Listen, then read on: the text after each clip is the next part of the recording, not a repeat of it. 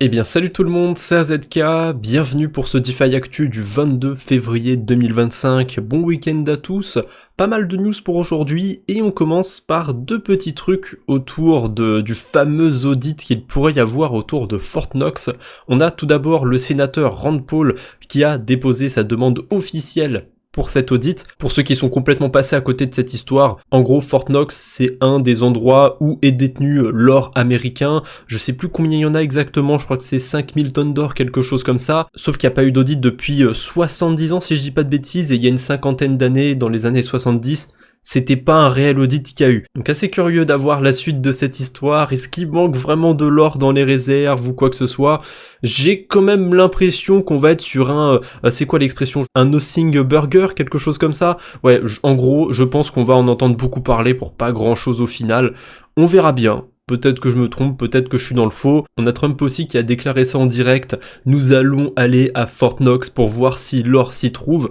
Bah écoutez, moi je souhaite pour les États-Unis que l'or s'y trouve. Ah, SBF. Ah, on l'aime bien, enfin surtout quand il est en prison, celui-là. Il a donné sa première interview, a priori, je vous avoue que ça me tentait pas trop d'aller voir en détail ce qu'il avait à raconter, mais je me souviens qu'il avait bien rincé les politiques, du côté de Biden évidemment, et là maintenant qu'il est en prison, ouin Biden c'est un vilain, c'est un méchant, il est trop nul, Trump c'est trop bien, s'il te plaît, aide-moi à sortir de là, j'en peux plus. C'est le genre de personne qui change d'avis politique en fonction de la mode du moment, oh, comme beaucoup de monde, vous me direz. On a quoi d'autre? La SEC qui accepte d'abandonner l'affaire contre Coinbase. J'ai vu plusieurs médias le confirmer, donc bonne nouvelle pour Coinbase. Après, j'ai pas grand chose à dire de plus sur ça. Il y a encore une grosse affaire entre la SEC et un projet crypto, c'est Ripple. C'est toujours pas terminé. On sent quand même qu'on est plus proche du dénouement que du début de cette histoire. Mais quand même, du côté de Ripple, ça s'éternise. On a quoi d'autre? Ah, du côté de la France. Une nouvelle proposition de loi baptisée narcotrafic prévoit de durcir grandement la régulation crypto, notamment en considérant les monnaies anonymisées ou les mixeurs comme étant destinés au blanchiment d'argent. Ah, ça, c'est pas mal. Ah, t'essayes de mixer tes cryptos, t'as envie d'un petit peu d'anonymat? Dis-moi, tu serais pas un terroriste par hasard? Bah oui, évidemment. Si on n'a rien à cacher, c'est qu'on n'est pas un terroriste. Si on a des choses à cacher ou si on n'a juste pas envie, je sais pas, de donner toutes ces informations personnelles à l'État, on en donne déjà quand même beaucoup. Non, on est considéré comme un vilain terroriste qui va blanchir de l'argent pour des crimes de haine ou je ne sais quoi. Ah, c'est assez fou. Alors c'est pas encore passé, c'est pas encore acté, Le texte sera discuté à l'Assemblée nationale à partir du 17 mars, mais il y a tellement de boomers dans l'Assemblée nationale, et bon, le Sénat c'est hors concours, c'est boomerland. Évidemment j'ai mes biais sur la question, mais je trouve ça complètement stupide de considérer toutes les monnaies anonymisées ou les mixeurs comme du blanchiment d'argent. On enchaîne avec le token Pi qui se maintient au-dessus des 1$ après son lancement. Alors le post il date du 20 février, je suppose qu'il a dû baisser un peu plus depuis. Ça veut dire que à 1$, la valorisation totale du token Pi, la FDV, en comptant tous les tokens en circulation, c'est 100 milliards de dollars. Alors évidemment, tous les tokens ne sont pas en circulation et c'est même pire que ça. J'ai pas suivi le truc en détail parce que Pi, ça m'a jamais intéressé, mais en gros, les échos que j'ai eus, c'est que c'est quasi impossible en fait de mettre la main sur ces tokens Pi. C'est une procédure de KYC interminable. Donc c'est pour ça que le projet a une FDV aussi élevée. En fait, il y a très peu de tokens actuellement en circulation, ça leur permet de dire que non mais regardez, notre projet il a 100 milliards de FDV, on est trop des champions, bientôt on va détrôner BTC, vous en faites pas. Bon, voilà, vous aurez votre avis sur le token Pi, j'ai le mien, je suis pas fan du projet, c'est comme ça, c'est la vie, on peut pas tout aimer. On a Kanye West qui annonce son plan de lancer le token Easy. Kanye West, il y a pas longtemps, il avait dévoilé qu'un scammer l'avait contacté en voulant lui payer plusieurs millions de dollars pour faire semblant de s'être fait hacker son compte Twitter pour pouvoir promouvoir un meme coin. Évidemment, ça avait fait un petit peu de bruit quand il avait partagé ça, du coup je trouve que c'est complètement ironique qu'il prévoit de lancer son propre coin, et cerise sur le gâteau, le summum de tout ça, c'est qu'il va s'allouer 70% de tokens. pour sa pomme, voilà, hein, juste pour lui, 10% pour le LP, pour les liquidités, et 20% pour les investisseurs. Ah, il est généreux quand même ce Kanye sur les bords, voilà, 70% pour sa pomme, c'est quand même pas mal. Après, c'est son token avec son nom, donc d'un côté, hein, s'il a envie d'en avoir 70% et que ça vaille 0$, c'est son problème. On a l'USDE d'Ethena qui est descendu autour des 98 centimes, il y a eu un petit dépeg. Bon, si vous avez suivi un petit peu l'histoire autour de Bybit, vous savez que c'est pas si grave ce qui se passe du côté d'Ethena. J'ai fait une vidéo sur le sujet, je vous invite à aller la voir si ça vous intéresse, mais c'était pas la seule mauvaise nouvelle du jour. Forcément, on a eu le plus gros hack de l'histoire crypto, hein, le hack de Bybit, mais on a aussi un autre petit truc du côté d'Abstract. Rappelez-vous, j'en ai parlé je crois dans le dernier DeFi Actu, il y a des gens qui ont rapporté s'être fait drainer leur portefeuille. Il y avait des sources comme quoi ça pouvait venir de Cardex, et a priori ça a bien l'air de venir d'ici, ce qui est assez fou, j'ai jamais vu ça sur la DeFi. Si j'ai bien compris le thread, le post de Abstract, dedans, ils disent que la team de Cardex avait affiché en clair les clés privées sur le front-end, sur la page du site. Je trouve ça complètement fou, à quel moment ça arrive là-dedans, et aussi hein, ce front-end a priori qui n'était pas dans l'audit. Donc ils ont fait auditer leur protocole, machin truc, ils ont pas fait auditer le front-end de leur site, voilà, c'était vraiment que l'aspect technique, le code du site. Je trouve ça assez fou comme histoire. Alors peut-être qu'il me manque un détail, peut-être qu'il me manque un truc, mais s'ils ont vraiment fait ça, s'ils ont vraiment affiché leurs clés privées sur leur front-end, c'est sûrement le pire truc que j'ai jamais vu sur la DeFi, hein. Ça c'est vraiment, c'est niveau débile. Allez, évidemment, comme Bybit a éclipsé un petit peu les mauvaises nouvelles du jour, on enchaîne rapidement avec les levées de fonds. Je les ai pas triées, donc là on va enchaîner des levées de fonds un petit peu random les unes après les autres, je précise parfois, mais c'est pas toutes les levées de fonds qu'il y a eu depuis la dernière vidéo d'actu. Je prends que celles que je trouve plus ou moins intéressantes, et on commence par FOMO, une plateforme de trading on-chain. Alors est-ce que c'est écrit sur leur description sur quel écosystème ils sont? J'en sais rien. Je vois qu'ils sont suivis par des protocoles sur Mental, donc si ça se trouve c'est sur l'écosystème Mental. Ça me fait un petit peu marrer parce que Mental c'est Bybit et Bybit ils se sont fait hacker. Bon, c'est comme ça, c'est la vie. 2 millions de dollars de levée par FOMO. Mu Digital, une plateforme de real world assets asiatique a priori, voilà, me demandez pas ce qu'il y a de différent avec les real world assets américains ou quoi que ce soit, je suppose que ça va être sur des actifs asiatiques, hein. Rien de très compliqué, c'est sur Monad, ils ont levé 600 000 $ sur une public sale a priori. On a aussi Fluent qui a levé 8 millions de dollars, ce serait un layer 2 compatible avec plusieurs virtual machines, donc globalement hein, avec l'écosystème EVM, avec l'écosystème de Solana, il y a aussi écrit WASM, je vois pas trop ce que c'est comme écosystème, est-ce que ce serait pas la blockchain Wax, quelque chose comme ça? Je m'en souviens plus. En tout cas, un layer 2 compatible avec plusieurs écosystèmes. Pourquoi pas, j'ai envie de vous dire. On a Universal qui a levé 9 millions de dollars. On a Coinbase Ventures dans les investisseurs, c'est pas étonnant, parce que Universal, ça vous parle peut-être pas de nom, mais si vous avez fait un petit peu de DeFi sur Base, notamment du côté d'Ionic, du côté d'Aerodrome, vous ne pouvez pas être passé à côté de ça.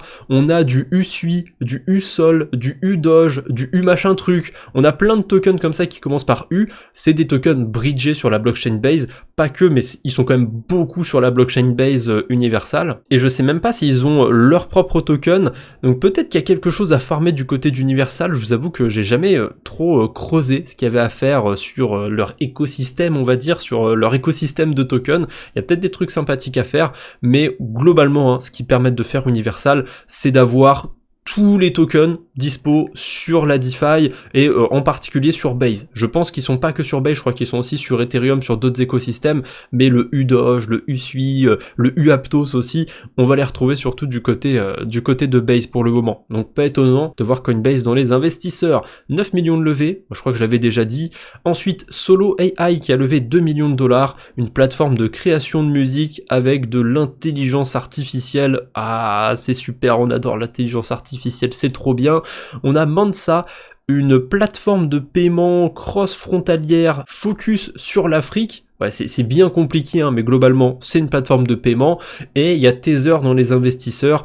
Pas étonnant, encore une fois, de voir Tether ici. Ils ont mis de l'argent, il me semble, en République de Guinée pour éduquer un petit peu les gens autour de la crypto et compagnie, si je dis pas de bêtises. Donc c'est assez cohérent de voir qu'ils continuent d'investir dans des projets autour du continent africain. Parce que mine de rien, en France, on s'en rend pas du tout compte, mais Tether, bon, déjà c'est énorme hein, comme projet. Il y a plus de 140 milliards d'USDT en circulation, c'est le mastodonte des stablecoins.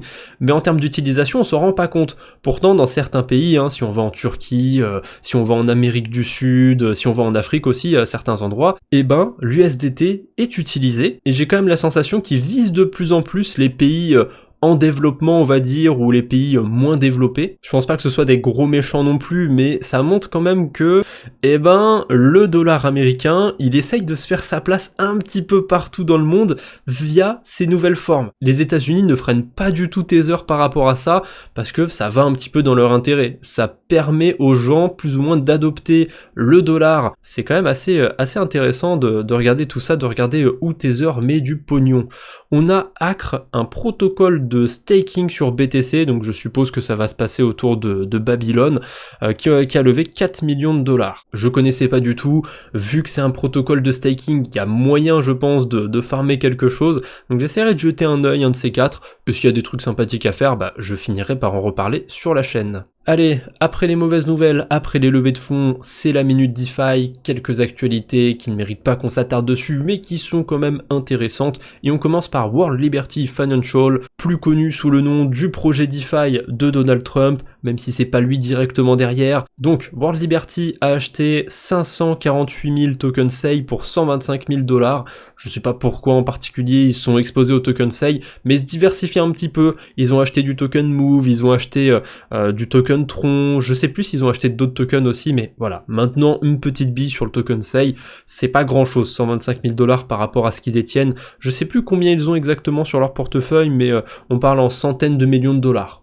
Donc 125 000 $, c'est une goutte d'eau, hein, on va être honnête, c'est pas grand chose. On a le testnet de Monad qui a été lancé il y a pas très longtemps, il y a Simoni qui partage le fait qu'il y ait des quêtes en ce moment du côté de Layer 3. Voilà, si vous avez envie de marquer un petit peu votre empreinte du côté de Monad, il y a des quêtes à faire du côté de Layer 3, vous pouvez utiliser évidemment le wallet Rabi, mais chose étonnante, je m'attendais pas à ça, ils sont en partenariat avec Phantom Monad, et vous avez aussi le testnet de Monad directement intégré sur Phantom. On a le protocole Lombard, donc derrière le LBTC, qui a atteint la barre des 20 000 LBTC, donc 20 000 bitcoins stakés sur leur protocole. Ça fait quand même 0,1% de tous les bitcoins qui sont déposés sur leur protocole, et c'est pas rien non plus. On a une nouvelle pool de liquidité sur Pendle, alors ça c'est un petit peu anecdotique, je vous l'avoue, mais comme je suis exposé à ce stablecoin, à l'USDF d'Asterus, et ben j'ai trouvé ça intéressant.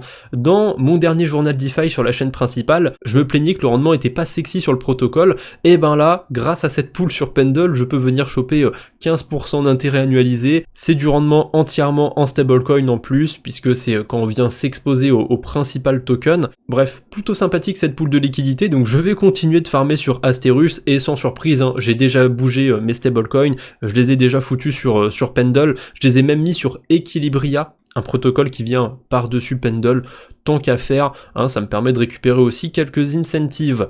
On a Solve Protocol qui va lancer le solvebtc.bnb. Alors au début, j'ai eu un petit peu de mal à comprendre, je me suis dit, attendez, ils vont faire un token de liquid staking sur le BNB? Non, c'est pas ça. Ils vont faire toujours un énième Solve BTC, on en a un, on a le point Jupiter, le point Core, le point Babylone, le point machin truc, le point mes couilles sur la commode. En fait, toutes ces versions de Solve BTC, c'est des versions qui vont aller générer du yield avec différentes manières. Le point Jupiter, c'est via le protocole Jupiter, le point Core, c'est via le staking sur la blockchain Core, le point BNB, ça va être via les launch pools sur Binance. Ça, c'est très intéressant, ça veut dire qu'on va pouvoir récupérer des rewards, des récompenses grâce au launch pool de Binance sans même être sur Binance. On peut être bêtement sur la DeFi, détenir du Solve BTC BNB, même le déposer probablement sur des protocoles à points, ce genre de choses, et farmer les rendements des launch pools. Rétrospectivement, sur les derniers mois, il y a eu beaucoup de gros projets quand même lancés sur les Binance launch pools, donc c'est plutôt sexy, c'est plutôt pas mal, et j'ai pas mis cette news à la suite de l'USDF pour rien. Le protocole derrière l'USDF, c'est Asterus, et ben ils l'ont lancé avec quel protocole, ce solve BTC BNB? Ils l'ont lancé avec Asterus. Parce qu'ils ont déjà un produit en fait sur BNB qui permet de faire ça, qui permet de récupérer les rendements des launch pools en restant on-chain, en restant sur la DeFi. Et je trouve ça assez intéressant, parce que mine de rien, ça paye plutôt bien, enfin ces derniers mois, ça a plutôt bien payé de ce côté-là. Si en plus, on peut carrément étendre ça et farmer ce genre de rendement avec du BTC, ah c'est pas dégueu. Alors oui, les maxi BTC, là, il y en a 2-3 qui ont implosé. Comment ça? Du BTC staké sur la Binance Smart Chain?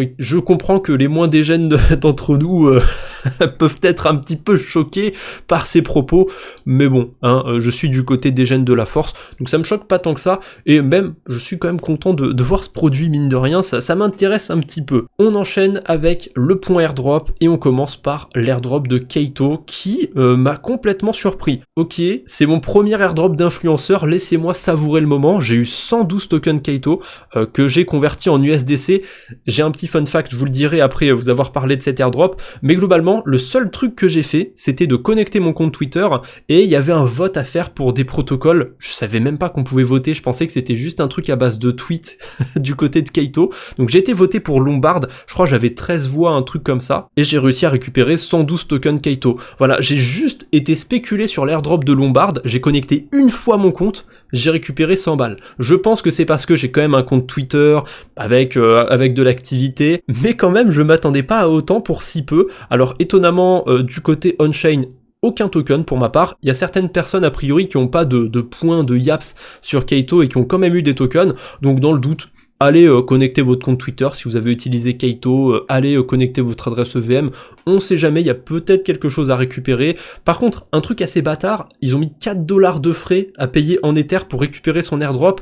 Bon, j'ai eu 100 balles d'airdrop, donc j'étais pas à 4$ près, mais sur le papier, ils essayent de concurrencer Layer 0, ou non, c'est comment bref, j'ai pas trop compris ce délire de taxer les gens sur leur airdrop.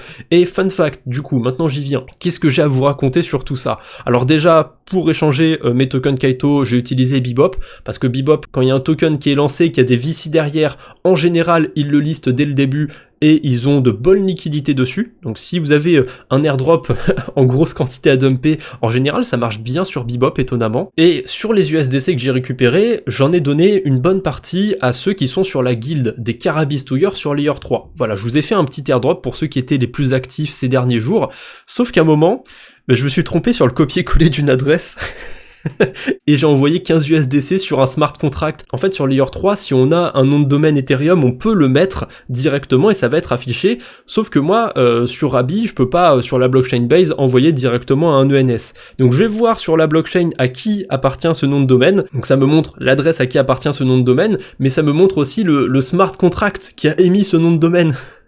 Et du coup, vous le voyez venir, j'ai copié la mauvaise adresse. Ça arrive même au meilleur, comme quoi ça arrive de faire des bêtises. Prenez bien le temps. C'est un rappel pour vous dire de bien prendre le temps avant de faire une transaction, d'être sûr de pas faire de bêtises.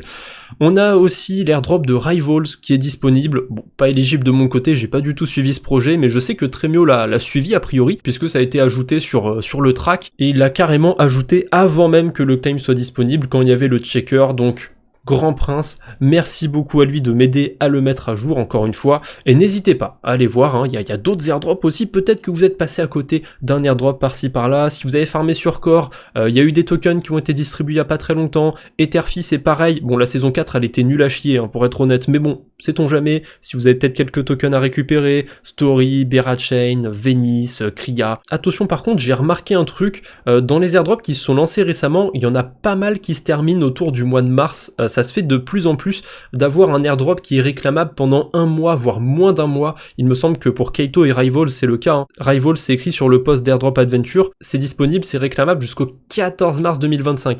Kaito, j'ai plus la date en tête, mais je sais que c'est aussi le mois de mars 2025. Donc, ne tardez pas trop pour récupérer vos airdrops. Prenez-vous un petit moment, je sais pas, ce week-end, n'importe quand, et regardez le track, s'il y a des projets avec lesquels vous avez interagi. Sait-on jamais. Il y a peut-être un petit quelque chose à récupérer. En parlant d'un quelque chose à récupérer, si vous êtes actif du côté de Sonium, je vais mettre la vidéo en pause, j'aime pas quand ça bouge pendant que je parle. Donc, si vous êtes actif du côté de Sonium, on a Astar Network qui incentive un petit peu cet écosystème et pendant 100 jours, il va y avoir 100 millions de tokens Astar en récompense. Alors, c'est pas 100 millions par jour, hein, c'est 100 millions au total sur les 100 jours. Je sais pas combien vaut le token au cours actuel. La dernière fois que j'ai dû le voir, quand j'ai fait ma vidéo sur Sonium, ça devait être autour de 10 centimes, quelque chose comme ça. Donc allez, on est sur du 10 millions de dollars de récompense. Oh, c'est pas si mal, hein. Il n'y a pas encore tant de TVL que ça du côté de Sonium. Par contre, un truc qui m'inquiète, c'est qu'il y a Solve Protocol qui va être éligible à cette campagne. Et en général, Solve BTC, c'est farmé par des baleines.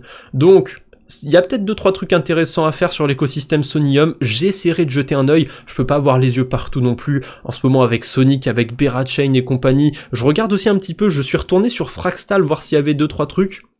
Ah, ça peut se jouer Fraxtal, j'en reparlerai peut-être dans un quadbo sur la DeFi. Enfin bref, c'est difficile d'avoir les yeux partout, et je sais j'ai beaucoup digressé jusqu'ici, mais c'est pas grave, je recommence un autre petit truc important à dire. C'est pas parce que je fais un quadbo sur la DeFi, je vous montre 10 protocoles avec 10 trucs intéressants, que je vais forcément aller déposer sur ces 10 protocoles. Je crois que c'était Dadimi qui m'avait posé la question récemment sous une vidéo, est-ce que je préfère avoir de bons yields ou chasser les bons yields? Et j'ai trop ce côté geek de la DeFi, j'aime bien essayer juste de voir un petit peu ce qu'il y a de nouveau sur cet écosystème, de voir les protocoles, de voir les stratégies, de chercher tout ça. Donc parfois je vais vous parler de protocoles et je vais pas déposer de liquidité dessus, je vais pas m'y exposer. Donc je préfère quand même faire un petit rappel, c'est pas parce que je vous parle de quelque chose que je vais systématiquement être exposé. De toute façon, quand je parle d'un truc et que je m'expose au protocole, vous le savez. J'ai aussi une série de vidéos dédiées pour vous montrer ce que je fais sur la DeFi, donc ça va, je me trouve toujours street crédible, je me trouve toujours assez transparent de ce côté-là, mais gardez quand même ce petit recul. Quand je fais un quadbo sur la DeFi, je regarde de manière assez large. Ça veut pas dire que je vais farmer tous les protocoles que je vous montre, et puis entre le moment où je vois un protocole avec un rendement intéressant et le moment où je peux récupérer des liquidités pour pouvoir le déposer sur ce protocole, et des fois, le rendement il est descendu, il est plus intéressant. Ça arrive aussi de temps en temps. Tiens, pour terminer cette vidéo, j'ai envie de revenir sur ce post.